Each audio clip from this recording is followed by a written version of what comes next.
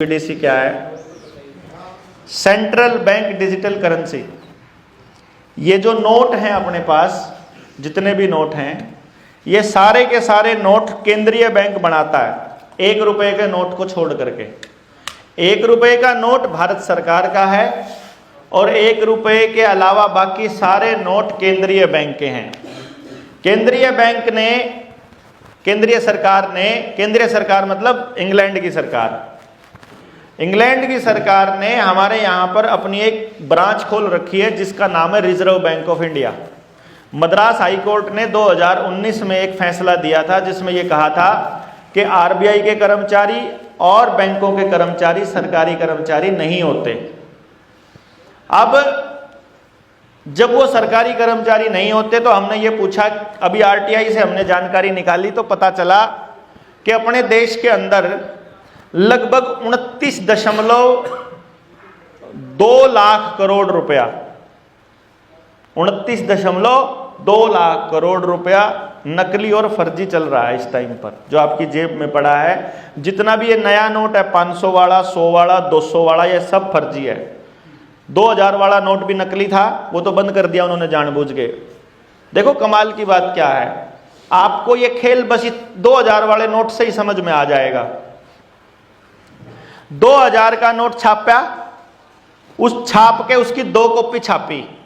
एक कॉपी गई बैंकों में, जिन लोगों ने अपने पैसे जमा करा रखे थे वो निकलवाने के चक्कर में, और एक कॉपी गई आपके बीजेपी के कार्यालय में।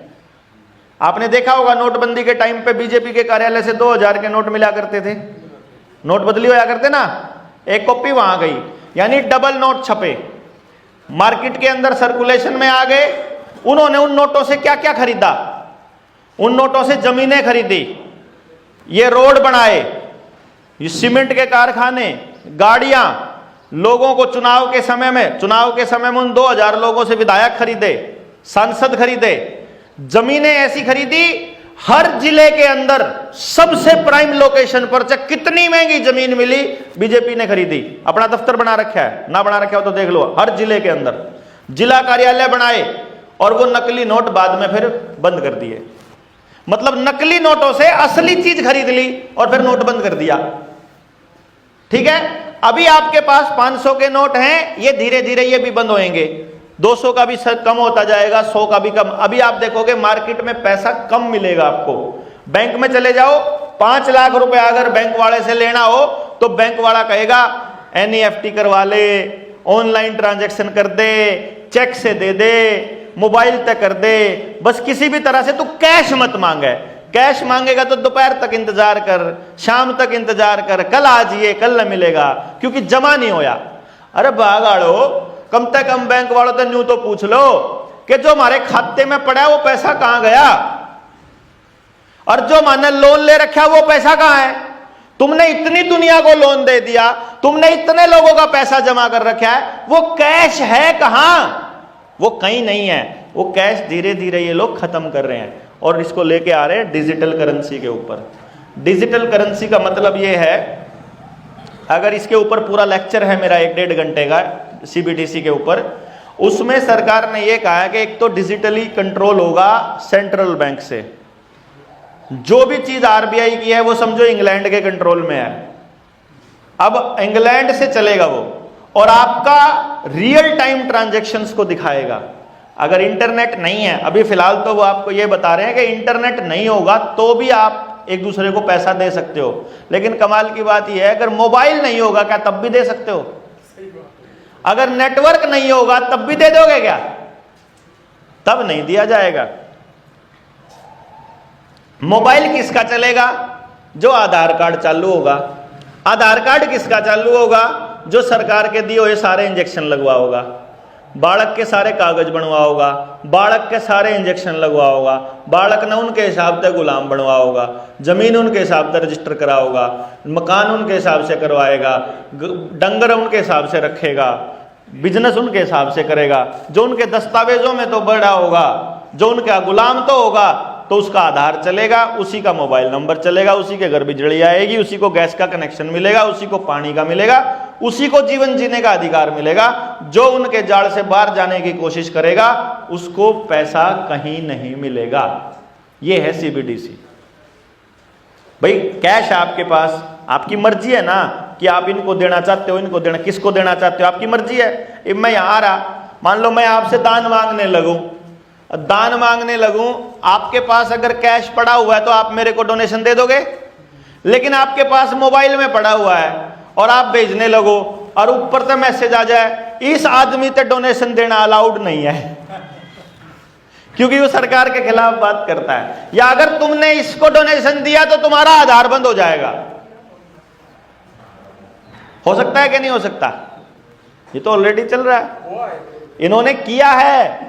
अगर तुम 2 डोज नहीं लगवाओगे तो तुमको कुछ नहीं करने दिया जाएगा। ये पहले टेस्टिंग कर ली इन्होंने।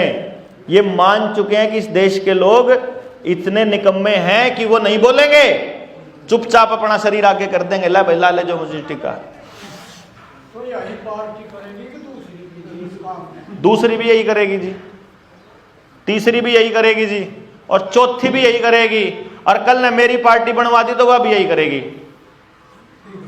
मैं पहला बता रहा हूं, कदे गलती तेन सोचे कि तू ही संभाल ले, कदे गलती तेन कह दे कि भाई तू ही आगा आ जा। मैं पहला बता रहा हूं, अगर मेरे आड़ी करेगी तो वह भी यही करेगी, क्योंकि सिस्टम इनका बनाया हुआ है। गांव का मैं जो बात कह रहा हूं, गांव को अपना सिस्टम बनाना पड़ेगा। आप क्या कर रहे हो? उनके सिस्टम में फंस रहे हो जा करके। आप नहीं समझ रहे हो, असली धन आपके पास है ऑलरेडी। डंगर असली धन, पशुधन बोलते हैं इसको, मेहनत को बोलते हैं, हेल्थ इज वेल्थ, सेहत को बोलते हैं, औलाद को असली धन बोलते हैं, जमीन को असली धन बोलते हैं, पेड़ पौधे असली धन है, ये फल असली धन है, जो फसल लगती है वो असली धन है। ये रुपया असली धन नहीं है, ये रुपया फर्जी है, टोटल फर्जी। हमने रुपए के चक्कर में अपना भाईचारा खराब करा है। कितनी बड़ी गलती कर रखी है, ये गांव को समझाना जरूरी है। पिछला एग्जाम्पल ले लो, जो साथी पुराने हैं अपने साथ, जो जेएसएम के साथ जुड़े, उनको तो ये एग्जाम्पल बार बार मैं बताता रहता हूं, लेकिन जो नए लोग हैं मैं उनके लिए बता दूं। 100 किलो टमाटर बेचा किसान ने, 5 रुपए के हिसाब से बिका तो 500 रुपए का बिका कि नहीं बिका? अभी टमाटर बेचा होगा, इतना ही रेट बिका था ना। किसान को मिला 5 रुपए किलो के हिसाब से। 100 किलो टमाटर कितने का बिका? 500 का। और किसी भाई ने शहर में रहते हुए 250 रुपए किलो का टमाटर देखा था? देखा नहीं बिकी बार 250 रुपए, वही 500 रुपए लेके उस किसान पे। सोचना आप, उसी किसान ने मैं जो धर रखे थे 500 रुपए, वो मेरे को पकड़ा दिए और मैं चंडीगढ़ में जाके टमाटर लेने लगूं, मैंने मिलेंगे 2 किलो टमाटर। ऐसा कैसे हो गया? उसी 500 रुपए में 100 किलो टमाटर मिले उद्योगपति को, और उसी 500 रुपए में मेरे को 2 किलो मिले। तो असली धन टमाटर है, 500 रुपए है। असली धन टमाटर है ना, असली धन अनाज है। असली धन तो जो चीजें इस्तेमाल होने की है वो हैं। ये जो 500 रुपए हैं, ये तो रुपए के लेन देन का साधन है खाली। हमने साधन को ही साध्य मान लिया, हमने जीवन का उद्देश्य ही साधन को मान लिया। यह गलती कर रखी बहुत बड़ी। 500 रुपए असली धन नहीं है, और ये सीबीडीसी डिजिटल करेंसी आने के बाद तो धन जीरो ही हो जाएगा बिल्कुल ही। ये किसान की मेहनत को खाने का तरीका बताया है, और आपकी मेहनत को भी। जो अनाज बेचोगे उसका भी मेहनत ऐसे ही खत्म होएगी। जो कपास बेचेगा उसकी मेहनत भी कपड़ा बनते ही खत्म हो जाएगी। उसकी मेहनत जीरो नहीं होने देनी गांव की। इसलिए अपनी व्यवस्था बनाने की बात है सीबीडीसी से। सीबीडीसी आने का मतलब पूरी तरह कंट्रोल होना। दूसरा एक कानून आपके यूपी के अंदर बनाया हुआ है, योगी ने बनाया था काफी टाइम पहले। 2 कानून बनाए थे, जिसमें एक तो कानून है क्षतिपूर्ति कानून, और दूसरा कानून है यूपीएसएसएफ। किस किस ने सुन रखा है इनके बारे में? मैं बता देता हूं। पहले तो यूपीएसएसएफ के बारे में बता देता हूं। Uttar Pradesh special security force, special task force, वो उसी के अंतर्गत है। वो उसी के अंतर्गत एसटीएफ है। उस एसटीएफ को क्या पावर मिली हुई है? देखिए, आमतौर पे क्या होता है, आमतौर पे जब सरकारें और पुलिस जब काम करती है तो वो ऐसे काम करती है कि मैंने कोई क्रिमिनल एक्टिविटी करी, उसके बारे में कोई जानकारी देगा, फिर पुलिस उसकी छानबीन करेगी। अगर उसमें कोई बात सच्चाई मिली तो मुझे सम्मन भेजेगी जांच के लिए, या फिर कोर्ट में वो बात पेश करेगी, कोर्ट उसकी गिरफ्तारी का आदेश देगी और उस अरेस्ट वारंट के हिसाब से बंदे को अरेस्ट करके कोर्ट के सामने पेश किया जाएगा। सही तरीका तो है ये। एसटीएफ और यूपीएसएसएफ को क्या पावर दे दी कि अगर पुलिस के कर्मचारी को, यानी इस कर्मचारी को केवल शक है, ना उसके पास कोई शिकायत आई, ना उसने कोई जांच करी, केवल शक है, तो वो किसी को भी उठा सकता है। ठीक है जी, प्योर तानाशाही होगी कि नहीं होगी? यानी अगर यूपी में आया हुआ हूं और शक हो गया, थानेदार ने बेरा लग गया और उन्होंने कहा मैंने शक के आधार पर ठा लिया। अब सिंपल पुलिस को अगर कोई आदमी गिरफ्तार करना है और उसने गिरफ्तार कर दिया तो उसको 24 घंटे के अंदर अंदर कोर्ट में पेश करना पड़ता है। लेकिन इसके लिए कोई जरूरी नहीं है कि यह कोर्ट में पेश कर दे, लेकिन फिर भी अगर 24 घंटे में पेश कर दिया तो जरूरी नहीं है इसके ऊपर कोई आरोप लगाया जाए या सिद्ध किया जाए। उनको यह अधिकार है कि यूपीएसएसएफ के अंडर आने वाली स्पेशल टास्क फोर्स से गिरफ्तार किया हुआ आदमी के ऊपर 6 महीने तक भी अगर पुलिस कोई चालान पेश नहीं करती है या कोई इल्जाम अगर नहीं लगाती है तो भी उसको जेल में जाने का हक है, मतलब उसको अधिकार है भेजने का, जमानत नहीं देगी। यानी कि 6 महीने तो पक्का जेल कर दी। 6 महीने में बाहर जो है मीडिया चल पड़े कोई भी गंद चलाने, क्योंकि अपनी बात रखने के लिए मैं तो जेल में हूं, मैं तो अपनी बात रख नहीं पा रहा। एक तरफा बात जाएगी तो मैं तो चोर साबित हो जाऊंगा, चोर साबित हो जाऊंगा, घर वाले घर से बाहर निकलने बंद हो जाएंगे, घर वालों को काम मिलना बंद हो जाएगा, घर वाले बदनाम हो जाएंगे, घर वाले की जिंदगी नरक होगी इतनी देर में, काम धंधा ठप हो गया, घर वाले बर्बाद हो गए, समाज साथ आना बंद हो गया, अगले का तो नाश। अब 6 महीने के बाद मैं जेल से निकला और निकलने के बाद मैंने कहा कि इस अफसर ने मेरी इस्तेसी करी, मेरा जिंदगी बर्बाद कर दी, अब इसको मैं कोर्ट में घसीटूंगा क्योंकि मैं तो बेकसूर निकला। 6 महीने ऑब्वियसली जब अगर सिर्फ शक के आधार पर उठाया था तो बेकसूर तो निकलना ही है। तो मैंने इसको कोर्ट में ले जाने की कोशिश करी कि अब मैं इसे खींचूंगा। उस कानून में लिखा हुआ है कि जिस अधिकारी ने यह काम किया था उसको वो आरोपी कोर्ट में नहीं ले जा सकता, क्योंकि उसने तो देश बचाने खातिर करा था जो कुछ करा था। एक बार शक हो जाओ, सिर्फ शक हो जाओ, बस बात खत्म। ठीक है जी। अब ये बात, अब इस कानून को बना के देखो, कमाल की बात, मैं आपको एक बात बता दूं, इस कानून को बना के यूपी के अंदर जो आग लगाई हिंदू मुसलमान की, इस कानून को बना के उन्होंने बहुत से मुसलमानों को और बड़े सारे गुंडों को, जो कि मुलायम के गुंडे थे, अपने वाले नए पैदा कर लिए। देखो, हर सरकार अपने गुंडे पैदा करती है, दूसरे वाले के गुंडे मरवाती है। तो उस वाले को, अपने वालों को अपने वाले गुंडे गुंडे नहीं दिखते। अपने वालों की गुंडों की बात आया जब तनु का था, वो भी तो बना रहे थे, लेकिन उन्होंने उनके वालों को रगड़ना शुरू किया इस तरीके से, और हमारे को यह लगा ये कानून बहुत बढ़िया है क्योंकि इसकी अभी आज हमारे तक नहीं आई है। तो कानून बन गया, तो इस कानून का सहारा अगली सरकार भी ले सके कि यही लेगी जी? ये आपके सवाल का जवाब है। अगर कानून बन चुका है तो इसका सहारा हर सरकार ले सकती है, यानी आपको रगड़ने का काम हर वो आदमी कर सकता है। इसका मतलब रावण की बनाई हुई व्यवस्था में अगर राम भी राज करेगा तो भी नाश होना तय है। समझ गए ना? क्योंकि व्यवस्था इन्होंने बनाई है, व्यवस्था आपने नहीं बनाई है। आपके बच्चों के लिए व्यवस्था जब गांव बनाएगा तो गांव कभी किसी का नुकसान नहीं करेगा, लेकिन व्यवस्था को अगर पूंजीपति बनाएगा तो पूंजीपतियों के लिए गांव नुकसान की चीज है, इसीलिए वो गांव को खत्म करने की योजना बनाएगा। इसलिए वो भाईचारे को खत्म करने, भाईचारा रहेगा तो पूंजीपतियों को नुकसान है। भाई देखो, एक घर में 10 बच्चे रंधे हों, 3 भाइयों के, और वो एक ही टेलीविजन में देखते हो और वही चीज देखते हो जिससे समाज खराब ना होता हो, मतलब कोई अश्लीलता नहीं देखते, कोई मारकाट नहीं देखते, सिर्फ बढ़िया सीरियल देखते हैं, तो जी एक टीवी भी क्या, एक टीवी का चार्ज देना और सारा परिवार बैठ के देख ले।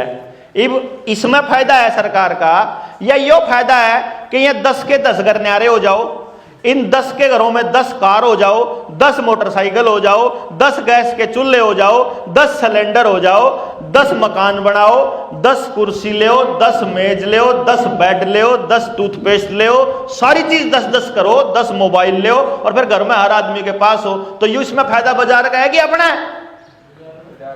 तो परिवार टूटने में फायदा किसका है? बाजार का। तो समाज टूटा हुआ इसलिए क्योंकि बाजार ने यह नियम बनाया।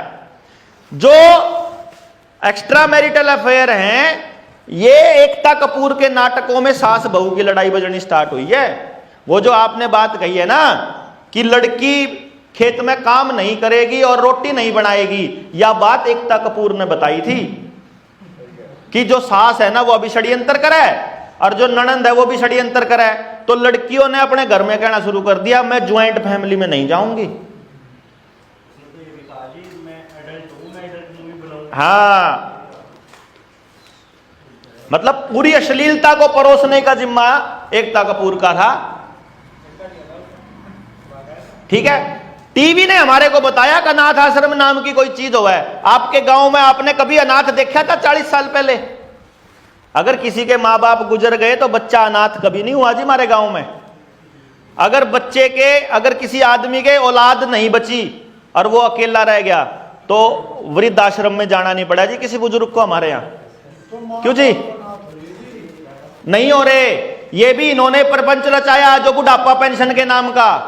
गांव में 4 आदमी ने कहा दे अगर बुढ़ापा पेंशन मिल रही तो हमारी इज्जत हो रही। बाप की इज्जत पैसे से कोई नहीं करता जी। माँ बाप की इज्जत पैसों के लालच में कोई नहीं करता। जो माँ बाप की इज्जत करते हैं वो तो माँ बाप ने पूछते भी नहीं तेरे पेंशन के पैसे कहाँ हैं, और जो पेंशन के पैसे पूछे वह इज्जत करते ही कौन थे? उनने अपने औलाद की परवरिश ऐसी कर रखी। मेरे दादाजी की बात बताता हूं मैं आपको। मेरे दादा जिंदे जी अपनी वसीयत बनाने लगे, अपनी जमीन 4 बेटों में बांट दी बराबर बराबर। हमारे घर में एक रिश्तेदार आया हुआ था और मैं ओक्का भरन लग रहा। ओक्का भर के मैं दादा के पास ही बैठ जाया करता। तो वो जो रिश्तेदार था वो मेरे दादा को कहने लगा, नाम लेके मैंने नहीं बताता कौन था, तो वो नहीं बोला, नाम लेकर रिश्ता जो भी था मेरे दादा के साथ, बोला 1-1.5 किला तो अपने लिए रख लेता। बोला किस लिए? बोला बुढ़ापे में काम आ जाए। बोला और बुढ़ापा क्या आवेगा? बुढ़ापा तो आ रहा है, मैं कौन सा कुछ करूं, मैं तो बैठा खाऊं। बोला फिर भी 1-1.5 किला तुम दोनों बुढ़ा बुढ़ी अपने लिए रख लो, थोड़ी सी इज्जत बनी रहेगी। उसने उससे जो बात कही थी मेरा वह यहाँ छप गई। नो बोला देख भाई बात सुन बेटा, मेरे 4 औलाद हैं। अगर मैंने अपनी औलाद की एक बाप की तरह परवरिश कर रखी होगी तो ऐसा कदे नहीं हो सकता कि मेरी 4 औलाद में 4 की 4 नकम्मी हो जाएं। एक तो रोटी खिलावेगी बिना जमीन के भी, और दूसरा अगर मैंने अपनी औलाद की परवरिश गलत कर रखी है तो मेरे साथ ये होना ही चाहिए कि मेरा ठोकर लगनी ही चाहिए। अगर मैंने सही काम कर रखा है तो मेरा होना नहीं पक्का है, और अगर मैंने गलत परवरिश कर रखी है तो मेरा ठोकर लगनी चाहिए। इसलिए जमीन ही नहीं को जाएगी, चाहे मेरी इज्जत हो और चाहे ना हो, 4 बच्चों में जाएगी। ना उसने कदे भी अपने पेंशन का पैसा अपने पास रखा, ना उसने कदे भी कोई पैसा रखा। पैसा नहीं हो, पैसे का कोई रोल नहीं है भाई। अपना बाप बेटे का व्यवहार, पैसे का कहां रोल है उसमें? है वो तो बाप बेटा है, वो तो सरकार ने घुसाया ना इसके अंदर पैसा, तो सिस्टम ने घुसाया, टेलीविजन ने घुसाया जी। ये चीजों पे बड़ा गौर करने की जरूरत है। दूसरा कानून बनाया था इसने, योगी सरकार ने। योगी ने सबसे पहले बनाया था, बाद में हमारे खट्टर ने भी बनाया फिर बाद में। उसमें क्या गया, क्षतिपूर्ति कानून। इसमें आपके लखनऊ में बहुत सारे बड़े बड़े बोर्ड भी लगे थे कि अगर कोई आदमी, जैसे मैं आज आपको मैं बता रहा हूं, इस पे समझ लेना, मैंने आज आपको यह कह दिया कि गांव अपनी व्यवस्था खुद बनाएगा। अब गांव व्यवस्था बनाएगा तो हमने कहा भाई हम शुगर मिल की चीनी नहीं लेंगे क्योंकि उसमें सल्फर पड़ा होता है, सल्फर होता है इसलिए उसमें कैंसर होएगा अपने को। तो हम इससे बचाने के लिए अपना कोल्लू और अपना कलेसर खुद लगाएंगे। यूपी में तो अभी कोल्लू कलेसर बचे हुए हैं, हमारे वहां नहीं है। मैं किसी गांव की बात बता दूं कि मैंने कहा अपना कोल्लू और कलेसर हम खुद लगाएंगे। जब हम लगाने चलेंगे तो सरकार कहेगी परमिशन लो, गांव कहेगा परमिशन नहीं लेंगे। मालिक हम इस देश के। जब यह बात जब जूत बजेगा तो हम डेप्यूटी कलेक्टर के पास जाएंगे। हमको रोकने के लिए पुलिस बल का इंतजाम करना पड़ेगा। बाय चांस पुलिस वाले वहां पड़ी 2-4 गाड़ियों के शीशे तोड़ दें, बाय चांस ये आंदोलन हिंसक हो जाए और पुलिस की और गाड़ियां मलानी पड़े, तो क्षतिपूर्ति कानून में यह लिखा हुआ है कि जिस आदमी ने इनको उकसाया था, यानी कि मैं यहां से भाषण देकर चला था भाई अपने गांव की व्यवस्था करो, कि जड़ तो है यू इन्हें करा नाश, फिर ये जो से लीडर बने फिर हैं, जो से पढ़ने गिरे फिर हैं गढ़ में, फिर इन्हें पकड़ो, अरे आले ने सफेद आले ने, क्यों यही लीडर है भाई, इनने अगुवाई इनने करी थी, फिर इन्हें पकड़ो, फिर जो से और हैं इनके ऊपर मुकदमा लगाओ, इनकी प्रॉपर्टी अटैच करो उस मुकदमे के अंदर। अभी होता है ना आपके यूपी के अंदर कोई भी मुकदमा होगा किसी भी आंदोलन में, जितना खर्चा होगा पुलिस बल का, वहां रोटी पानी का, तेल का, उनका डीए टीए, वो उनसे लिया जाएगा जो आंदोलनकारी हैं। और अगर आंदोलनकारियों के पास प्रॉपर्टी नहीं हुई, मतलब अगर उनके पास पैसा नहीं हुआ उनके खाते में, तो उनकी प्रॉपर्टी बेच करके पैसा वसूल किया जाएगा। उस टाइम तो शुरू में लगे था ना, दंगेबाजों के लिए बड़ा अच्छा कानून बना है, यूपी वाले बना बड़े किलकी मारते देखे थे, मगर ये दंगेबाजों के नहीं लिखा, उसके अंदर कानून में कहीं भी दंगेबाज शब्द नहीं लिखा हुआ, उसमें आंदोलन करने वालों के लिए लिखा हुआ है।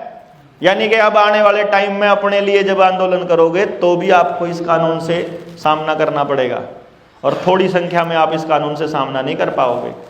या तो इनके गुलाम बनने के लिए तैयार हो जाओ, या अपनी आवाज उठाने के लिए तैयार हो जाओ। तीसरा एक कानून जिसकी बात बता रहे थे यादव साहब, वो ये है जिसको पेंडेमिक ट्रीटी बोलते हैं। उस ट्रीटी में यह लिखा हुआ है कि यदि प्रधानमंत्री ने उस ट्रीटी के ऊपर साइन कर दिए तो देश के अंदर मेडिकल इमरजेंसी आने के बाद सारे कानून WHO से चलेंगे, भारत का संविधान नल एंड वॉइड हो जाएगा। तो जितने बाबा भीमराव अंबेडकर को मानने वाले हैं उनके भी पर कतर दिए जाएंगे, जिनसे बाकी चीजों को मानने वाले हैं उनका भी मड़िया मेट।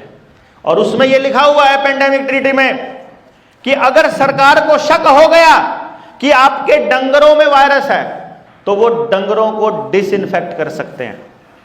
डिसइंफेक्ट का मतलब मार भी सकते हैं, स्टेरिलाइज भी कर सकते हैं और जला भी सकते हैं। अगर आपकी फसल में वायरस होने का खतरा नजर आया तो आपकी फसल में, खड़ी फसल में आग लगा सकते हैं। आपके घर में वायरस होने का खतरा नजर आया, आपके डबल बेड में, कि यू फलानी जगह तो आया था, कल यो गांव में गया था मीटिंग करके आया, और घने लोग थे, वायरस लेकर आया होगा तो ये भी जाकर सोया है, इन कपड़ा में भी होगा, तो इसका बेड, इसका घर में आग लानी पड़ेगी, तो बच नहीं सकता। ये उस पेंडेमिक ट्रीटी में है। सोचो, बढ़िया है। आने वाली संतानों को ये, अच्छा कोई भी कानून, एक और बात ध्यान रखना जी, जिंदगी में हमेशा याद रखना, कोई भी कानून जब भी बनता है वो कानून तभी आपके ऊपर जबरदस्ती नहीं लादा जाता, वो बना के रख लिया जाता है। जैसे UAPA का नाम किसने सुना है? UAPA, unlawful activity prevention act. UAPA कब बना था? 1965 में। और इमरजेंसी कब आई? 1975 में, 10 साल बाद। इसी प्रकार से चाहे RTI का कानून हो, बनाया 2005 में, NDMA एक्ट बनाया 2005 में और लागू होया 2019 में। इसी प्रकार जितने ये कानून बनने लग रहे हैं, बना के इन्हें रख लिए हैं, क्योंकि कल को जब आप कोर्ट में जाओगे, कल जब आप पुलिस के पास जाओगे तो पुलिस क्या कहेगी? कानून के हिसाब से काम कर रहे हैं हम तो जी। जब कानून बना था तब क्यों नहीं बोल रहे थे? कानून बनाने के लिए तो सरकार से बात करो, सरकार से बात करने के लिए तो आप जाके आंदोलन करो, आंदोलन करके सरकार नहीं मान रही तो सरकार कह देगी तुम अपने आप बदल लो, आओ चुनाव लड़ो और बदल लो, फिर आप चुनाव लड़ेंगे। फिर जब मेरे वर्ग आदमी ने कहा, फिर आप कहोगे देवेंद्र तू चुनाव लड़, मैंने कहूंगा मैं नहीं लड़ता, आपने कहोगे ना तन्ने लड़ना पड़ेगा, और फिर मैं लड़ूंगा, और फिर यूं कहोगा देखा मैंने कहा था ये तो चुनाव लड़ेगा। ये प्रोसेस है, यही रास्ता है, क्योंकि हर आदमी को फिर यही करना पड़ता है। इसलिए मैंने आपको पहला बताया, अपने वाली पार्टी भी आएगी तो वो भी यही करेगी। आपका नेता यहां आके आपको बचाने की दुहाई देगा और कहेगा मैं तब न बचाऊंगा, मैं तब न बचाऊंगा, ऐसा कहेगा ना। और फिर जब वो बन जाए, फिर एमएलए एमपी बन जाए, इब जाइयो यो आपका जो दंगेबाज मिनिस्टर है, क्या नाम है इसका, यो बाल्याण, संजीव बाल्याण, ठीक है ना, यो इस दौरान इब चले जाओ आप, फिर पता क्या होगा, भाई मेरी चलती नहीं इतनी, सिस्टम के हिसाब से ही करना पड़ेगा अब तो। इब सिस्टम मतलब जब तू नहीं था बनने के लिए तने हमारे बालक मरवा दिए, तने मेरा समाज तोड़वा दिया, लेकिन जब तू बन गया, इब तने बत्ती मिल गई, इब तने मौज होगी, इब तू नहीं बोलेगा चूं भी, इब तो नहीं होगा, अब जो भी होगा सिस्टम से होगा। सिस्टम किसका बनाया हो यार, वो अंग्रेजों का है। यानी कि आपकी जात का हो, आपके धर्म का हो, आपके गांव का हो, कोई भी आदमी जाके उस सिस्टम में बैठेगा, जाते ही न्यू कहने लग जाएगा अब तो जो होगा सिस्टम से होगा। इसलिए अब आपके ऊपर है, आपको उनके सिस्टम के हिसाब से चलना है कि गांव का अपना सिस्टम बनाना है। मेरा विचार यह है कि गांव को अंग्रेजों के दौर की तरह दोबारा आजाद कराने का वक्त है कि गांव अपना सिस्टम, अपनी व्यवस्था अपने आप बनाएगा। नमक के अलावा गांव में बाहर से कुछ ना आए, ऐसा इंतजाम करना पड़ेगा। हम अपना कपड़ा खुद बना सकते हैं, अपने जूते खुद बना सकते हैं, अपनी जरूरत का लोहे का, प्लास्टिक का, लकड़ी का सब सामान हम अपने यहां बना सकते हैं, सब कुछ कर सकते हैं। हमारे पास लोगों की कमी नहीं है, और कमाल की बात यह है करने वालों की भी कमी नहीं है। हमारा बच्चा मोबाइल में सिर्फ इसलिए लगा हुआ है क्योंकि उसका बाप लगा हुआ है और उसकी मां लगी हुई है। जब उसका बाप और उसकी मां, मैं आप देखो छोटे से बच्चे को जरा गौर से देखना, कभी भी देखना, आप ओक्का बन चले जाओ, अगर उसका बाबू ओक्का बन चलेगा ना, उसका बेटा उसके साथ साथ जाएगा, और वो ओक्का बन मैंने कहोगा मैं भी करूंगा, वो भी मतलब उसमें काम करने में, यानी आप कुछ भी करते हो, वो अपने मां बाप की मदद करके अपने आप को उनके साथ जोड़ना चाहता है। तो जब आप मोबाइल देखते हो तो मोबाइल देख के आपके साथ जुड़ना चाहता है, फिर जब आप मोबाइल चलाने लगो तो फिर कहोगा ना मैं चलाऊंगा।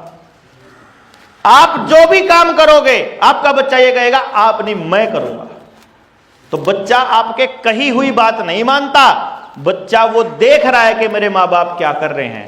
तो जो भी समाज आपने दिया है, अगर आपके बच्चे आपकी बात नहीं मानते, अगर वो नशे में हैं, अगर वो टीवी ने बिगाड़े, अगर वो मोबाइल ने बिगाड़े, अगर वो पड़ोस ने बिगाड़े, वो जिसने भी बिगाड़े, वह चीज आपने दी है उस टाइम, वो लेके पैदा नहीं हुआ, ये चीजें पहले से आए समाज के अंदर। तो अगर गांव को अपनी व्यवस्था बनानी है तो कमान अपने हाथ में लेनी पड़ेगी, और वो कमान अपने हाथ में सिर्फ तब ले सकते हो जब पूरा गांव जाग जाए, और पूरा गांव तब जाग सकता है जब पूरे गांव में इस मुद्दे पर हर व्यक्ति से चर्चा हो।